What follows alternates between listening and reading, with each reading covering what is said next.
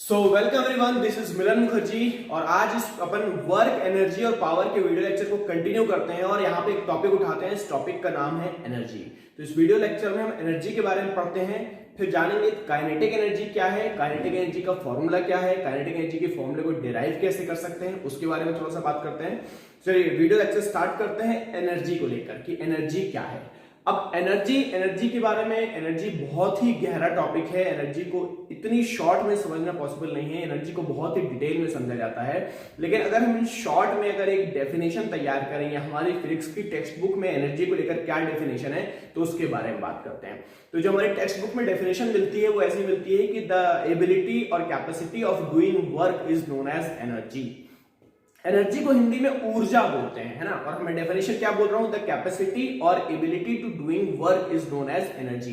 कार्य करने की क्षमता को ऊर्जा कहते हैं। अभी हम एनर्जी को in the term of work समझ रहे हैं, वर्क के टर्म में समझने की कोशिश कर रहे हैं। जैसे मैंने क्या हुआ कि अगर मुझे किसी टॉय कार को चलाना है, तो मुझे क्या करना पड़ेगा, उसको चार्ज करना पड़ेगा या उसमें बैटरी होगी या उस बैटरी से चलेगी। उस बैटरी के अंदर एनर्जी होगी, वो एनर्जी रिलीज होगा और मेरी टॉय कार चलेगी मतलब कुछ वर्क डन करेगी, कुछ काम को अचीव करेगी। अब जितनी उसमें कैपेसिटी होगी उतना वर्क डन होगा। ध्यान से समझने की कोशिश कीजिएगा, जितनी उसमें कैपेसिटी होगी, जितनी बैटरी के अंदर एनर्जी की कैपेसिटी है, जितनी एनर्जी है उतना ही वर्क डन होगा। और उसके बाद क्या होगा, एनर्जी खत्म, वर्क डन खत्म। मतलब अगर मुझे जितनी एनर्जी 100% एफिशिएंसी मुझे मिल रही है, उससे मैं क्या कर पाऊंगा, उससे मैं पूरा का पूरा वर्क डन कर पाऊंगा। इसलिए आप एक शब्द का इस्तेमाल कर रहे हैं, the capacity of doing work is known as energy. जैसे आपके मोबाइल फोन में एक बैटरी है, उस बैटरी को स्क्रीन पे शो करता है कि वो बैटरी अभी 80% रिमेनिंग है। मतलब मान लो मैं लेटर सपोज बोलता हूँ कि अगर 10% है तो मेरा 1 घंटे तक चल सकती है। ऐसे ही मैं मान लेता हूँ कि अगर 80% बैटरी है तो वो 8 घंटे तक चल सकती है। उसकी कैपेसिटी क्या है, उस बैटरी की कैपेसिटी क्या है कि वो उसको 8 घंटे तक चला सकती है। और डिजिटली हमको शो कर रहा है कि 80% बैटरी अवेलेबल है। मतलब उसमें इतनी एनर्जी है कि वो 8 घंटे तक मोबाइल से कुछ वर्क करवा सकती है, कुछ काम करवा सकती है। तो ये क्या कहला रहा है, capacity of doing work is known as energy. कितना मैं उससे काम कर सकता हूं, उसकी क्या कैपेसिटी है, क्या एबिलिटी है वर्क करने की, उस चीज को मैं क्या बोलूंगा, उसको मैं कहूंगा एनर्जी। एनर्जी की एसआई यूनिट क्या होती है, एनर्जी की एसआई यूनिट जूल होती है, जो कि आप लोग जानते हो। एनर्जी और वर्क फिजिकल क्वांटिटी वाइज एक ही चीज है, खाली उसके मैथमेटिकल रूप बनाने के लिए मैंने एनर्जी का ही एक नाम वर्क दिया हुआ है। तो जितनी भी यूनिट्स मेरी वर्क की होती है उतनी सारी की सारी यूनिट मेरी किसकी होती है, एनर्जी की भी होती है। ठीक। अब एनर्जी बहुत टाइप से होती है। अपने आसपास जितनी भी एनर्जी को देख रहे होगे तो एनर्जी बहुत प्रकार की होती है। जैसे mechanical energy, chemical energy, light energy, nuclear energy, potential energy, muscular energy और थर्मल एनर्जी, जियोथर्मल एनर्जी। बहुत प्रकार की एनर्जी होती है। अलग अलग जगह पे उसका रूप बदलता रहता है। मतलब एनर्जी जो है जगह जाके अपने रूप को बदलती रहती है और अपन को अलग अलग फॉर्म में मिलती रहती है। जो प्राइमरी सोर्स ऑफ एनर्जी है वो सन है हमारा। मतलब सन में से ही लाइट एनर्जी आती है और फिर हमारे अर्थ में वो अलग अलग फॉर्म में चेंज होती रहती है और उसको हम इस्तेमाल करते रहते हैं। ठीक। तो जो सबसे ज्यादा एनर्जी का पार्ट हम फिजिक्स में यूज करेंगे या फिजिकल एक्टिविटी में जो एनर्जी सबसे ज्यादा यूज होती है उसको हम बोलते हैं मैकेनिकल एनर्जी। मैकेनिकल एनर्जी के बारे में बात करें तो मैकेनिकल एनर्जी की डेफिनेशंस आपको टेक्स्ट बुक्स में ऐसे देखने को मिलेगी, the energy possessed by a body by virtue of its motion, position और configuration is known as mechanical energy. मतलब किसी बॉडी में उसकी पोजीशन की वजह से, उसके कॉन्फ़िगरेशनल सेटअप की वजह से कि वो किस तरीके से अरेंज है, और अगर वो मोशन में है तो उसकी मोशन की वजह से उसके अंदर एक एनर्जी होती है। इस एनर्जी को मैं क्या नाम दे रहा हूं, इस एनर्जी को मैं मैकेनिकल एनर्जी नाम दे रहा हूं। और सरल शब्दों में कहूं तो कोई भी बॉडी अगर मूवमेंट कर रही है या उसमें कुछ ना कुछ एक्टिविटी परफॉर्म हो रही है तो उसके अंदर मुझे मैकेनिकल एनर्जी देखने को मिल सकती है, समझने को मिल सकती है। सॉरी, देख तो पाओगे नहीं, आप सिर्फ समझ सकते हो। ठीक। मैकेनिकल एनर्जी को और अगर फर्दर क्लासिफाई करोगे और डिटेल में जाओगे तो उसको 2 फॉर्म में तोड़ सकता हूं मैं। एक बोलते हैं काइनेटिक एनर्जी और दूसरी बोलते हैं पोटेंशियल एनर्जी। पोटेंशियल एनर्जी को अपन किसी और वीडियो में डिस्कस करेंगे। इस वीडियो में हम क्या करते हैं, इस वीडियो में हम काइनेटिक एनर्जी के बारे में डिस्कस करते हैं। काइनेटिक एनर्जी क्या है? अगर काइनेटिक एनर्जी को बोले अपन तो इसकी डेफिनेशन हम इस तरीके से पढ़ते हैं कि the energy possessed by a body by virtue of its motion is known as kinetic energy. मतलब अगर कोई बॉडी मोशन में है, गति में है, मूवमेंट में है, तो उसमें एक एनर्जी होती है, उस एनर्जी को मैं क्या बोलता हूं, उस एनर्जी को मैं काइनेटिक एनर्जी बोलता हूं। जैसे फॉर एग्जांपल एक छोटा सा कोई बॉडी है, चौक है, मेरे हाथ में रखा हुआ है, बहुत ही आराम से रेस्ट की कंडीशन में रखा हुआ है, तो क्या होगा, इसमें मेरे को कोई एनर्जी फील नहीं हो रही है। बट इसी चौक को अगर मैं थ्रो करके किसी को मारता हूं या लगती है उसको, तो वो एनर्जी को फील कर सकता है। जैसे रोड पे कोई दौड़ता हुआ बच्चा आ रहा है और आके सीधा आपसे टकरा जाएगा, तो वो दौड़ते हुए होने की वजह से, मोशन में होने की वजह से उसके अंदर एक एनर्जी है, उस एनर्जी को हम क्या बोलते हैं, उस एनर्जी को हम काइनेटिक एनर्जी बोलते हैं। और जैसे ही वो बच्चा आपके आके टकराएगा तो आप उस एनर्जी को फील कर पाओगे। आप क्रिकेट खेल रहे होते हो, एक बॉल थ्रो किया जाता है, वो बॉल को जब आप कैच करते हो तो आपके हाथ में एक जर्क महसूस होता है। वो जर्क क्यों आ रहा है, क्योंकि बॉल मोशन में है। वही बॉल रेस्ट की कंडीशन में रखी है, तब आपको वो जर्क महसूस नहीं हो रहा है, क्योंकि अभी उसके पास काइनेटिक एनर्जी नहीं है। लेकिन कोई बॉल मोशन में आ रही है और एकाएक आप उसको कैच कर रहे हो, तो वो बॉल कैसी, उस बॉल के अंदर काइनेटिक एनर्जी है और उसको आप जब कैच करते हो तो फील कर पाते हो। कोई साइकिल चलती हुई आ रही है और उसको आप रोकने की कोशिश करोगे तो वो साइकिल रुकती नहीं है, उसमें आपको रोकने के लिए ताकत लगाना पड़ेगा, अगेंस्ट में एनर्जी लगानी पड़ेगी। तो चलती हुई जो बाइसिकल है उसके अंदर एनर्जी है, चलती हुई बाइक है उसमें एनर्जी है, चलती हुई कार है, कोई भी व्हीकल है, कोई भी बॉडी है, एरोप्लेन है, किसी भी, अगर वो मूविंग कंडीशन में है तो उसके अंदर एक एनर्जी होती है। उस एनर्जी को हम क्या बोलते हैं, उस एनर्जी को हम काइनेटिक एनर्जी बोलते हैं। ठीक, चलिए अब काइनेटिक एनर्जी के बारे में बात करते हैं। तो काइनेटिक एनर्जी का जो फॉर्मूला बनता है, काइनेटिक एनर्जी का जो फॉर्मूला बनता है वो क्या बनता है, वो हमारे पास बनता है हाफ mv²। ठीक, ये मेरा काइनेटिक एनर्जी का फॉर्मूला है। बहुत ही कॉमन सा फॉर्मूला, आप लोगों ने पहले भी पढ़ा होगा, जूनियर क्लासेस में कई बार पढ़ा होगा, हाफ mv²।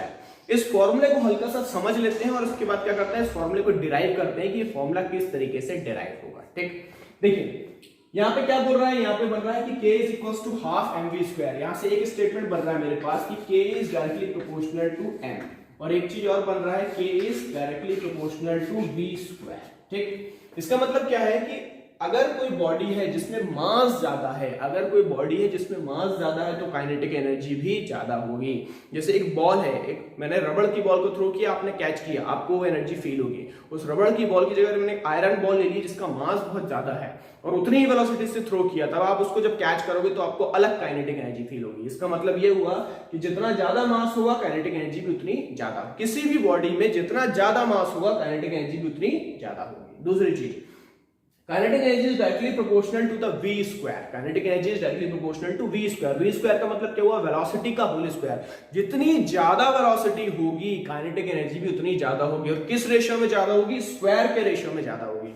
तो यहाँ पे मेरे पास दो स्टेटमेंट बन रहा है कि kinetic energy is directly proportional to mass and kinetic energy is directly proportional to velocity. ठीक, चलिए अब थोड़ा सा आगे बढ़ते हैं और इसको डिराइव करते हैं कि ये जो फॉर्मूला है हमारा k is equal to half mv², ये किस तरीके से डिराइव हुआ है या किस तरीके से बना है, साइंटिस्ट लोगों ने इस फॉर्मूले को किस तरीके से बनाया है, उस पर बात करते हैं। ठीक, चलिए मैं इस पोर्शन को थोड़ा सा रब कर रहा हूं और समझने की कोशिश कीजिएगा कि किसी फॉर्मूले को हम किस तरीके से डिराइव करते हैं। ठीक, चलिए मैं एक आपको क्या बोलते हैं, ब्रेन एक्सपेरिमेंट दे रहा हूं, उसको इमेजिन कीजिए। लेट अस सपोज दैट कि मान लेते हैं कि मेरे पास एक यहाँ पे एक बॉल रखा हुआ है। मैं मान लेता हूं कि एक बॉल रखा हुआ है, बॉल रखा हुआ तो इसके पास कुछ मास है, तो वो मास को मैं क्या मान लेता हूं, उस मास को मैं स्मॉल m मान लेता हूं। अभी ये बॉल जो है मेरा रेस्ट की कंडीशन में है। रेस्ट की कंडीशन में मतलब क्या, इसके पास जो वेलोसिटी है, इसके पास जो इनिशियल वेलोसिटी है वो क्या है, वो मेरे पास 0 है। दूसरा, अगर ये रेस्ट की कंडीशन में है तो इसकी जो काइनेटिक एनर्जी होगी, वो काइनेटिक एनर्जी भी क्या होगी, काइनेटिक एनर्जी भी 0 होगी। मतलब अभी इसके पास काइनेटिक एनर्जी नाम की कोई भी चीज नहीं है। अगर मैं इस बॉडी को मोशन में ले आऊं, अगर मैं इस बॉडी को मोशन में ले आऊं, तो मैंने जाना अभी कि मोशन में अगर ये बॉडी आ जाएगी तो उसके अंदर एक एनर्जी आ जाती है, उस एनर्जी को हम क्या बोलते हैं, काइनेटिक एनर्जी। मतलब मैं इस बॉडी को अगर मोशन में ले आऊं तो उसके अंदर एनर्जी आ जाएगी। और मैं जानता हूं कि किसी बॉडी को रेस्ट से मोशन में लाने के लिए मुझे क्या करना पड़ेगा, मुझे उसमें फोर्स लगाना पड़ेगा। तो मैं क्या कर सकता हूं, मैं क्या कर सकता हूं, इस बॉल के ऊपर एक फोर्स लगा देता हूं। जैसे मैं इस बॉल के ऊपर फोर्स लगाऊंगा, अगर फोर्स लग रहा है इसका मतलब उसमें क्या हो जाएगा, उसमें कुछ वर्क डन भी देखने को मिलेगा। तो मैंने माना कि जैसे मैं इस पे फोर्स लगा रहा हूं तो ये बॉडी मूव कर रही है और मूव करके यहां तक आगे बढ़ रही है। एक दूसरा मैंने टाइम ऑफ फ्रेम इमेजिन किया कि बॉडी मेरी यहां से मूव करके यहां गई और इसने कितना डिस्प्लेसमेंट कवर किया, इसने s डिस्प्लेसमेंट कवर किया। अगर s डिस्प्लेसमेंट कवर किया है तो इसकी वेलोसिटी बढ़ गई और वेलोसिटी u से बढ़ के कितनी हो गई, u से बढ़ के v हो गई और v होने के बाद क्या है, अभी भी इसकी वेलोसिटी v ही बनी हुई है। मतलब जैसे ही मैंने इसमें फोर्स एक्सर्ट किया तो इसको कुछ एक्सेलरेशन मिला, वो भी इस डायरेक्शन में, और बॉडी मेरी u से बढ़ के v में आ गई और मोशन में आ गई।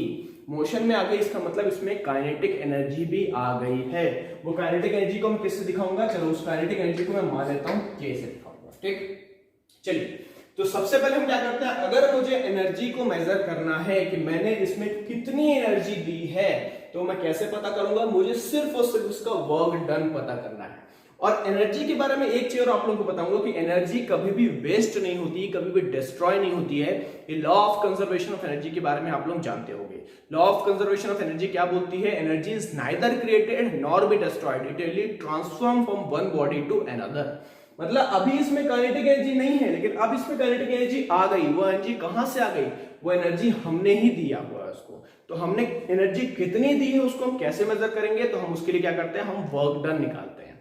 तो यहां पे हम क्या लिखेंगे कि अगर मैं वर्क डन निकालने की कोशिश करूं तो वर्क कैसा बनेगा मेरे पास, वर्क बनेगा मेरे पास फोर्स इनटू का डिस्प्लेसमेंट। क्या बनेगा, फोर्स इनटू का डिस्प्लेसमेंट। इतनी एनर्जी मैंने इस ऑब्जेक्ट को दी जिसकी वजह से ये मोशन में आ गया है, और मोशन में आने का इसमें काइनेटिक एनर्जी क्या आ गई है, k आ गई है। ठीक, चलिए अभी मैं थोड़ा सा इसको और सॉल्व करूं तो कैसा बन जाएगा, फोर्स बन जाएगा मेरा मास इनटू का एक्सेलरेशन, और इस s को मैं एज इट इज छोड़ देता हूं। तो यहाँ क्या बन गया, w is equals to m_a_s बन गया मेरे पास। ठीक, अब ये as मेरा कुछ सिमिलर सा, कुछ जाना पहचाना सा लग रहा है। कैसा, मेरे पास एक इक्वेशन है क्या, v square is equals to u square plus of 2as। ये हम पहले पढ़े हुए हैं। ठीक, यहाँ पे मैं देख रहा हूं कि जो मेरी इनिशियल वेलोसिटी है वो क्या है, मेरे पास 0 है। इनिशियल वेलोसिटी 0 है तो मैं इस u को 0 पुट कर सकता हूं, तो अल्टीमेटली क्या बनेगा मेरे पास, v square is equals to 2as बन जाएगा मेरे पास। और यहां से मैं as को निकाल सकता हूं, ये as क्या आ जाएगा मेरे पास, as आ जाएगा मेरे पास 1/2 इंटू का v स्क्वायर आ जाएगा। ठीक, तो अब मैं क्या करता हूं, ये जो as है, इस as को कहां पुट कर देता हूं, as को मैं यहां पुट कर सकता हूं। ठीक, या अगर मैं इस v को 0 नहीं पुट करता हूं उस कंडीशन पे क्या होगा, चाहो तो अब लास्ट में ही पुट कर सकते हो, चाहो तो अभी पुट कर, चलो हमने अभी पुट कर दिया और बात खत्म करते हैं। यहाँ पे as क्या आ गया, as आ गया 1/2 v स्क्वायर आ गया। मतलब जो मेरा वर्क डन होगा वो वर्क डन क्या बन जाएगा, मास तो मैं एज इट इज छोड़ दूं और इस as को रिप्लेस कर देता हूं 1/2 v स्क्वायर से। ये क्या बन जाएगा मेरे पास, ये बन जाएगा मेरे पास 1/2 v स्क्वायर। और ये मेरा w क्या बन गया, और w बन गया मेरे पास 1/2 mv स्क्वायर। ये मेरा नेट वर्क डन बन गया। और जितना हमने वर्क डन किया है, वो पूरा का पूरा वर्क डन किसमें कन्वर्ट हो जाएगा, वो पूरा का पूरा वर्क डन काइनेटिक एनर्जी में कन्वर्ट हो जाएगा। क्योंकि जो वर्क डन है that is a measure of energy. हमने इतनी एनर्जी इसको इंपार्ट करी है जिसकी वजह से ये मोशन में आ गया है, और मोशन में आ गया तो अभी भी इसके अंदर ये एनर्जी है, और यही एनर्जी क्या कहलाएगी, यही एनर्जी मेरी काइनेटिक एनर्जी कहलाएगी। तो यहाँ से W जो है वही मेरा क्या है, वही मेरा काइनेटिक एनर्जी है। मतलब जितना हमने एनर्जी दी है वो एनर्जी किसमें कन्वर्ट हो गई है, काइनेटिक एनर्जी में। और वो काइनेटिक एनर्जी क्या बनेगी मेरे पास 1/2 mv स्क्वायर। और बहुत ही शॉर्ट में हमने डेरिवेशन कंप्लीट कर दिया यहाँ पे, जिसको हमने बोला हुआ है कि k is equals to 1/2 mv square. ठीक, तो इस डेरिवेशन को नोट डाउन करो। नोट डाउन करने के बाद बहुत ही छोटा सा है, डेरिवेशन याद करना जरूरी नहीं, जितना कंसेप्ट को समझना जरूरी है। अगर आप कंसेप्ट को समझ लोगे कि जितना हम एनर्जी दे रहे हैं वो एनर्जी किसमें कन्वर्ट हो रही है, वो काइनेटिक एनर्जी में कन्वर्ट हो जा रही है, और उससे हमने ये फॉर्मूला बना के तैयार कर लिया। आगे चल के इसी स्टेटमेंट को आप वर्क एनर्जी थ्योरम के नाम से पढ़ोगे। वर्क एनर्जी थ्योरम की किसी भी बॉडी में हम जितना वर्क डन करेंगे, किसी फोर्स की वजह से जितना वर्क डन उसमें होगा, वो उसकी काइनेटिक एनर्जी में बदलाव ला देगा। पहले काइनेटिक एनर्जी 0 थी, बाद में क्या हो गई, k हो गई, और कितना हो गया 1/2 mv स्क्वायर हो गया। अगर ये 0 नहीं होती, 0 की जगह u होती, तो क्या बन जाता 1/2 mv square minus of 1/2 mu square बन के तैयार हो जाता है। मतलब चेंज इन काइनेटिक एनर्जी में तैयार हो जाता है। ठीक है, तो इसको नोट डाउन करो। नोट डाउन करने के बाद चलते हैं अपन अगले टॉपिक पे। चलिए तो अपन आगे बढ़ते हैं, और अपना अगला टॉपिक है what is the relation between kinetic energy and momentum. Kinetic energy और मोमेंटम में क्या रिलेशन होगा। ये टॉपिक हम क्यों उठा रहे हैं, क्योंकि काइनेटिक एनर्जी क्यों होती है, just because of motion, bye virtue of motion. और मोमेंटम क्यों होता है, मोमेंटम भी मोशन की वजह से होता है। मतलब मोमेंटम और काइनेटिक एनर्जी फील करने में कुछ एक सी चीज लग रही है। कोई मूविंग मास है उसको भी मोमेंटम बोल रहा हूं, और कोई बॉडी मूव कर रही है उसमें जो एनर्जी है उसको मैं काइनेटिक एनर्जी बोल रहा हूं। मतलब काइनेटिक एनर्जी एक टाइप की एनर्जी है, और मोमेंटम मेरी अलग फिजिकल क्वांटिटी है। लेकिन अगर मुझे इसको समझना है तो मैं जनरली इसको नहीं समझ पाऊंगा, मैथमेटिकली इसके डिफरेंस को मैं समझ सकता हूं कि मैथमेटिकली कितना डिफर कर रही है। ठीक, तो हमारे पास ये टॉपिक हो रहा है, इसको मैं बोल रहा हूं relation between kinetic energy and momentum, momentum और काइनेटिक एनर्जी के बीच का रिलेशन। ठीक, चलिए तो सबसे पहले हम ये देखें कि काइनेटिक एनर्जी क्या बनता है मेरे पास। काइनेटिक एनर्जी का फॉर्मूला बनता है मेरे पास 1/2 mv², और जो मोमेंटम है, मोमेंटम को हम p से दिखाते हैं, और वो क्या बनता है, it is the product of mass and velocity. तो ये मेरे पास काइनेटिक एनर्जी है और ये मेरे पास मोमेंटम है। फील करने में कुछ एक सी चीज है, लेकिन फिजिकल क्वांटिटी अलग अलग है। मोमेंटम की ऐसा यूनिट क्या होती है, केजी मीटर पर सेकेंड, और काइनेटिक एनर्जी की ऐसा यूनिट क्या होती है, जूल होती है। ठीक, चलिए इस काइनेटिक एनर्जी को मैं थोड़ा सा देखूं तो यहाँ पे क्या दिख रहा है, mv² दिख रहा है, और यहाँ पे क्या दिख रहा है, mv दिख रहा है, और मेरे को दोनों को एक ही इक्वेशन में लाना है। मतलब ये mv कुछ मेरा कॉमन से जा रहा है, तो मैं काम करता हूं, या तो मैं इसको mv का होल स्क्वायर बना देता हूं, या तो मैं क्या करता हूं, इस v को हटा देता हूं, तो कुछ काम बन जाएगा। चलिए एक काम करते हैं, इस m को mv का होल स्क्वायर को काम कर देते हैं। ये कैसे होगा, जब मैं न्यूमरेटर में और डिनोमिनेटर में एक बार m का मल्टीप्लाई कर दूंगा और m का डिवाइड कर दूंगा, मतलब मैं दोनों तरफ ऊपर नीचे m का मल्टीप्लाई कर रहा हूं, दैट्स इट। तो कैसा हो जाएगा मेरे पास, ये हो जाएगा k = 1/2, मैंने m का एक डिवाइड कर दिया। जब मैंने m का डिवाइड किया तो m का मल्टीप्लाई कर दूं, तो ये क्या बन जाएगा मेरे पास, m² और v²। ठीक, एक बार m का मल्टीप्लाई कर दिया और m का डिवाइड कर दिया, बस इतना ही किया हुआ है। फिर क्या किया हमने, ये 1/2m में अलग कर देता हूं, और इस mv का होल स्क्वायर लिख सकता हूं, इसको मैं mv का होल स्क्वायर लिख सकता हूं। ठीक, अब mv का होल स्क्वायर लिख दिया, और mv क्या है मेरे पास, mv है मेरे पास p, तो ये क्या बन जाएगा मेरे पास, kinetic energy is equals to p² upon 2m बन जाएगा मेरे पास। ठीक, इसी तरीके से अगर मैं इस p² को अलग कर दूं तो कैसा बन जाएगा, p² = 2mk बन जाएगा मेरे पास। और यहां से अगर मैं p को अलग कर दूं तो क्या बन जाएगा मेरे पास, √2mk। ये मेरा एक फॉर्मूला बनके तैयार हो गया। ये फॉर्मूला बन गया मेरा, what is the relation between kinetic energy and momentum. और ये एक्सप्रेशन क्या बनके तैयार हुआ है, expression is equals to p = √2mk। तो इसको नोट डाउन कर लो, ये फॉर्मूला है, कई बार न्यूमेरिकल में यूज होगा। अगर आपको काइनेटिक एनर्जी और मास दिया तो आप मोमेंटम पता कर सकते हो, या मोमेंटम और मास दिया तो काइनेटिक एनर्जी पता कर सकते हो, या कुछ भी अपन पता कर सकते हैं। According to situation, according to condition, इस फॉर्मूले को हम यूज करेंगे। तो इस फॉर्मूले को नोट डाउन करो, ये फॉर्मूले का नाम है what is the relation between momentum and kinetic energy. ठीक है, चलिए थोड़ा सा और आगे बढ़ते हैं अपन, और इसी वीडियो लेक्चर में अपन एक टॉपिक और कवर कर लेते हैं, इसको बोलते हैं work energy theorem. Work energy theorem के बारे में मैंने अभी आप लोगों से थोड़ा सा डिस्कस किया था, लेकिन इसको थोड़ा ब्रीफ में समझ लेते हैं, थोड़ा अच्छे से समझ लेते हैं। वर्क एनर्जी थ्योरम क्या है। वर्क एनर्जी थ्योरम ये बोलती है कि अगर किसी बॉडी में किसी फोर्स के द्वारा किया गया जितना काम होगा वो उसकी काइनेटिक एनर्जी में बदलाव पैदा करेगा। मतलब मैं इंग्लिश में इसको कैसे बोल सकता हूं, according to this theorem the work done by a force is equal to the change in kinetic energy of the body. मतलब मैं क्या बोल रहा हूं कि किसी बॉडी में अगर हम फोर्स लगा रहे हैं, या उस फोर्स की वजह से जितना वर्क डन हो रहा है वो पूरा का पूरा वर्क डन उसकी काइनेटिक एनर्जी में बदलाव ला देगा, काइनेटिक एनर्जी में चेंज इन काइनेटिक एनर्जी के बराबर होगा। मतलब mathematically work done is equals to change in kinetic energy of the body. ठीक, इसके लिए हमारे पास एक डेरिवेशन भी है। डेरिवेशन अभी हमने जो किया था बिल्कुल मिलता जुलता उसी जैसा ही है, थोड़ा सा समझने की कोशिश करते हैं और ये पता करते हैं कि work done is mathematically equal to the change in kinetic energy of the body. ठीक, चलिए इसको कैसे समझे अपन, इसको समझने के लिए क्या करते हैं, वही वाला एग्जांपल लेते हैं कि एक कोई मैं बॉडी ले लेता हूं। ठीक, अभी पहले हमने क्या किया था, इसको रेस्ट की कंडीशन में इमेजिन किया था। अब रेस्ट नहीं, मैं इसको मान लेता हूं कि मोशन में है, अभी भी इसके पास काइनेटिक एनर्जी है, अभी भी इसके पास कुछ ना कुछ वेलोसिटी है ग्रेटर देन 0, 0 से थोड़ा बढ़ के, और वो क्या हो जाएगी, वो मैं मान लेता हूं वो क्या है मेरे पास u, उसकी वेलोसिटी क्या है u, और इसके पास जो काइनेटिक एनर्जी है उस काइनेटिक एनर्जी को मैं k इनिशियल से दिखा देता हूं। k इनिशियल का मतलब पहले जो इसमें काइनेटिक एनर्जी है, और इसके पास कुछ मास भी है, तो मास को मैं कैसे दिखा सकता हूं, मास को मैं m से दिखा सकता हूं। ठीक, मैंने क्या किया, इसके ऊपर एक फोर्स अप्लाई किया, मैंने क्या किया, इसके ऊपर एक फोर्स अप्लाई किया।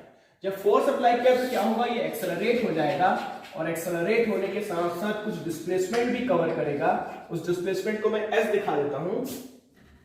ठीक है, और इसकी वेलोसिटी u से बढ़ के क्या हो गई, u से बढ़ के मेरे पास v हो गई। अगर इसकी वेलोसिटी u से बढ़कर v हो गई तो सीधी सी बात है इसकी काइनेटिक एनर्जी भी बदल जाएगी।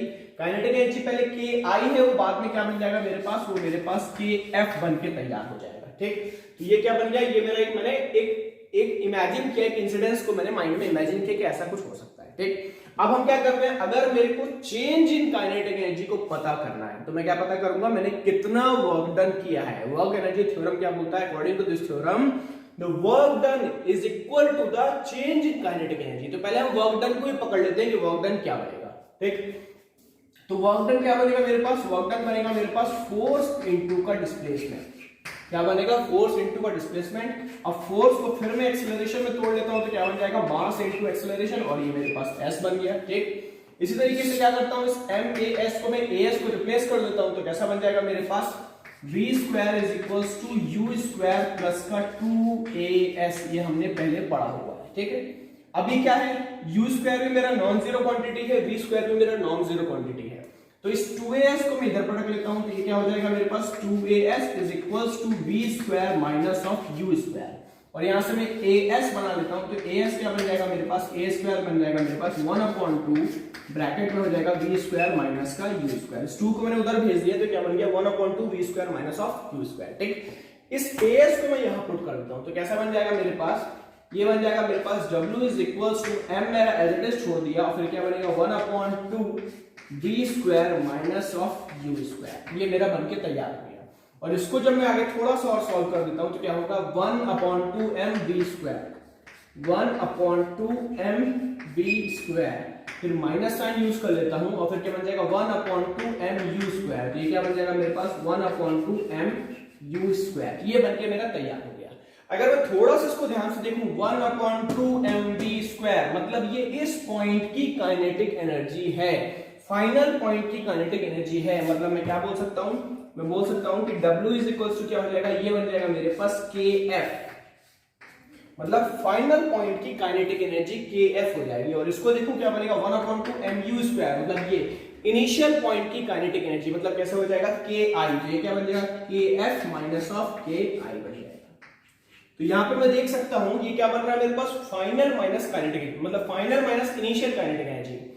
पहले इसके पास मान लो 5 जूल एनर्जी है, बाद में इसके पास 20 हो गई, तो 20 माइनस 5 15 कहां से आया, 15 जूल एनर्जी कहां से आई, वो एनर्जी इस वर्क डन की वजह से आई, जो वर्क डन हमने यहां पे प्रोवाइड किया हुआ है, ठीक। तो ये जो वर्क डन है, इस वर्क डन को मैं कैसे बोल सकता हूं, KF minus KI, K final minus K initial, that is change in kinetic energy. Change in kinetic energy को कैसे मैं डेल्टा K से दिखा सकता हूं। तो ये मेरा एक्सप्रेशन तैयार होता है यहाँ पे, और ये एक्सप्रेशन मेरा वर्क एनर्जी थ्योरम को प्रूफ कर रहा है। Work energy theorem, the work done by a force is equal to the change in kinetic energy of the body. तो यहाँ पे हमारा एक टॉपिक खत्म हो रहा है, इसको हम क्या बोल रहे हैं, वर्क एनर्जी थ्योरम। चलिए एक टॉपिक और कवर कर लेते हैं इसी वीडियो के साथ में। ये जो मैंने अभी आप लोगों को डेरिवेशन किया है, ये डेरिवेशन कैसा है, अभी मेरा फोर्स कांस्टेंट है, फोर्स मेरा कांस्टेंट है, मतलब वर्क डन, ये जो वर्क एनर्जी थ्योरम को हमने डिराइव किया है by the help of constant force. अगर मैं कांस्टेंट फोर्स से ना यूज करके वेरिएबल फोर्स के थ्रू इसको डिराइव करने की कोशिश करूं तो किस तरीके से होगा, तो इस वीडियो में बने रहो। थोड़ा सा आगे बढ़ते हैं, वर्क एनर्जी थ्योरम को हम प्रूफ करेंगे by the help of variable force. Variable force होगा तब ये थ्योरम काम कर रही है कि नहीं कर रही, उसको हम चेक करेंगे, ठीक है। बोर्ड को रख करके वापस आते हैं, मिलते हैं, कंटिन्यू करते हैं। वीडियो को कंटिन्यू करते हैं और इसमें वर्क एनर्जी थ्योरम को हम प्रूफ करते हैं in the case of variable force. मतलब जब मेरा वेरिएबल फोर्स काम कर रहा है तब वर्क एनर्जी थ्योरम मेरी किस तरीके से काम करेगी या प्रूफ कर पाता हूं कि नहीं कर पाता हूं, इस वीडियो पे देखते हैं। जो हमारा work done by a variable force है वो क्या बनता है, वो हमारा ऐसा बनता है, कैसा, मैंने बोला work done by a variable force that is integration of F into का ds। ये हम जानते हैं, ठीक। इसके लिए हम क्या करते हैं, काइनेटिक एनर्जी से स्टार्ट करते हैं, जो कि हम जानते हैं, और यहाँ पे डिराइव करते हैं कि work done by variable force is equals to the change in kinetic energy of the body, ठीक। देखिए तो कैसे इसको स्टार्ट कर सकते हैं, सबसे पहले हम काइनेटिक एनर्जी की लेते हैं। तो काइनेटिक एनर्जी क्या बनती है हमारे पास, काइनेटिक एनर्जी बनती है मेरे पास 1/2 mv स्क्वायर, ठीक। मैं क्या करता हूं, उसमें दोनों साइड इसको डिफरेंशिएट कर देता हूं विद रिस्पेक्ट टू टाइम, मतलब टाइम के रिस्पेक्ट में बोथ साइड डिफरेंशिएशन की रेट कर रहा हूं। तब कैसा होगा मेरा, तब ये बन जाएगा मेरे पास differentiation of k with respect to with t, मतलब मैं काइनेटिक एनर्जी को with respect to time differentiate कर रहा हूं। और फिर इधर क्या करता हूं, इधर भी यही कर लेता हूं, तो ये क्या बन जाएगा मेरे पास d/dt of half mv square, ठीक। इसको करेंगे तो क्या होगा, ये वाला पार्ट तो मेरा एज इट इज आ जाएगा, दैट इज dk/dt, और इसको सॉल्व करेंगे तो क्या होगा 1/2 m मेरा कांस्टेंट हो जाएगा, 1/2 और m मेरा कांस्टेंट है। क्यों कांस्टेंट है? कि मास अपने आप में कांस्टेंट चीज है, with respect to time change नहीं हो रही है, और 2 तो अपने आप में एक कांस्टेंट नंबर है जिसको मैं एज इट इज बाहर कर दूंगा। लेकिन जो वेलोसिटी है, velocity is a function of time itself. Velocity जो है डिस्टेंस अपॉन टाइम ही होता है। तो क्या है, इस वेलोसिटी के अंदर टाइम है, मतलब ये टाइम से डिफरेंशिएट हो जाएगा। तो इस v² को जो डिफरेंशिएट करूंगा तो क्या बचेगा मेरे पास? ये बचेगा मेरे पास 2v, और फिर मैं क्या करूंगा, इस v को अलग से लिखूंगा तो ये क्या बन जाएगा मेरे पास? dv अपॉन का dt। ये डिफरेंशिएशन बाय पार्ट्स कर रहे हैं, ठीक। अब कैसा होगा, इसको थोड़ा सा और आगे बढ़ाता हूं मैं, तो ये कैसा हो जाएगा मेरे पास? ये बन जाएगा मेरे पास dk अपॉन का dt इज इक्वल्स टू, यहां से 2 से 2 में कैंसिल कर सकता हूं, तो ये क्या बन जाएगा मेरे पास? m और v में इसको एज इट इज लिख दूं, और dv बाई dt क्या होता है? dv बाई dt मेरे पास होता है एक्सेलरेशन। और एक्सेलरेशन को कैसे लिख सकता हूं? एक्सेलरेशन को मैं a के फॉर्म में लिख सकता हूं, ठीक। थोड़ा सा और आगे बढ़ते हैं तो कैसा हो जाएगा ये मेरे पास? ये बन जाएगा मेरे पास dk by dt is equals to mass into acceleration. Mass into acceleration से मैं क्या बना सकता हूं? मैं फोर्स बना सकता हूं। मैं कहां जा रहा हूं? मैं वापस इस स्टेटमेंट तक पहुंचने की कोशिश कर रहा हूं कि integration of f into ds बनाने की कोशिश कर रहा हूं। तो यहां क्या बन जाएगा मेरे पास? ये बन जाएगा मास इनटू एक्सेलरेशन, तो ये क्या बन गया मेरे पास? फोर्स। और अगर वेलोसिटी को देखूं तो वेलोसिटी क्या बनता है? वेलोसिटी बनता है change in displacement with respect to time, मतलब ds अपॉन dt कर दूं तो क्या बन जाएगा मेरे पास? ये वेलोसिटी बन जाएगा, ठीक। थोड़ा सा इसको करूं तो क्या हो जाएगा? इस dt से dt में कैंसिल कर सकता हूं, तो अल्टीमेटली क्या बचेगा मेरे पास? अल्टीमेटली बचेगा मेरे पास dk is equals to f into का ds। तो ये मेरा बनके यहां पे तैयार हो गया। अब ये फोर्स इनटू का डिस्प्लेसमेंट, फोर्स इनटू का डिस्प्लेसमेंट, कुछ वर्क डन तक मैं पहुंच गया। बस मैं इसको इंटीग्रेट करना होगा मुझे, और मैं अपने एक्सप्रेशन तक पहुंच जाऊंगा। मुझे क्या करना पड़ेगा? यहां पे क्या दिख रहा है? dk is equals to f into ds। चलिए अब मैं मान लेता हूं कि जो ऑब्जेक्ट था मेरा, वो ऑब्जेक्ट मेरा किसी पहली पोजीशन पे था, उस पोजीशन को मैं S1 बोल देता हूं, और ये बाद की जो पोजीशन पे पहुंचेगा तो क्या बन जाएगा? ये मेरे पास S2 इमेजिन कर लेता हूं, ठीक।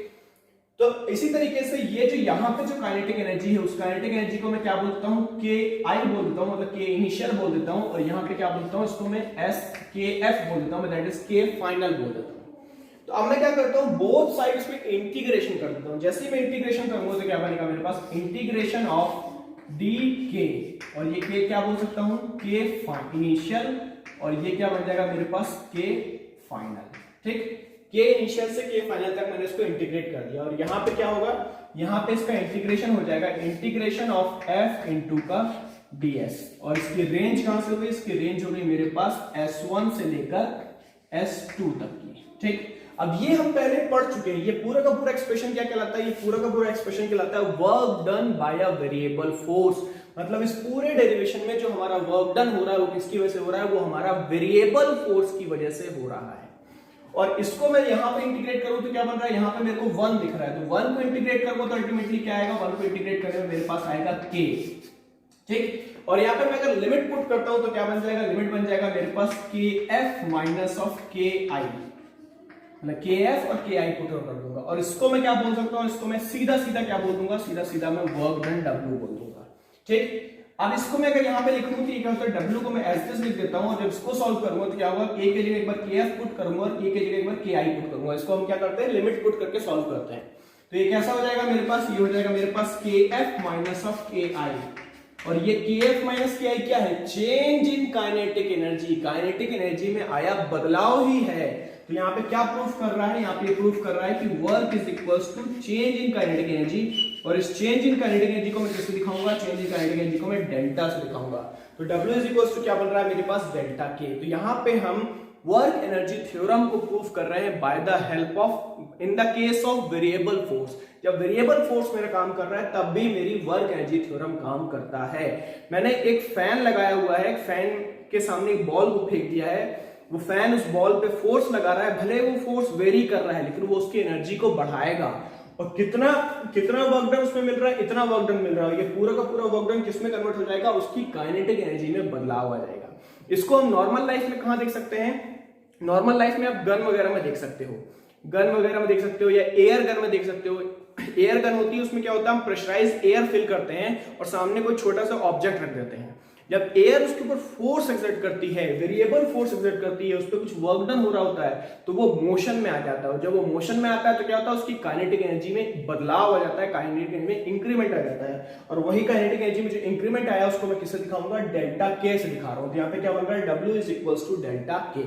इसको नोट डाउन करो। मिलते हैं अपन अगले वीडियो में। अगले वीडियो में हम पढ़ेंगे पावर के बारे में कि पावर क्या चीज है, पावर को हम किस तरीके से समझ सकते हैं, पावर का फॉर्मूला क्या बनेगा, पावर की एसआई यूनिट क्या बनेगी, और पावर को मैं और अलग अलग टर्म्स में कैसे एक्सप्रेस कर पाऊंगा उसके बारे में बात करेंगे। पावर बहुत ही कॉमन शब्द है, आप लोग सुने होंगे। इसको डिटेल में पढ़ने के लिए अपन मिलते हैं अगले वीडियो में। Thank you so much, bye bye.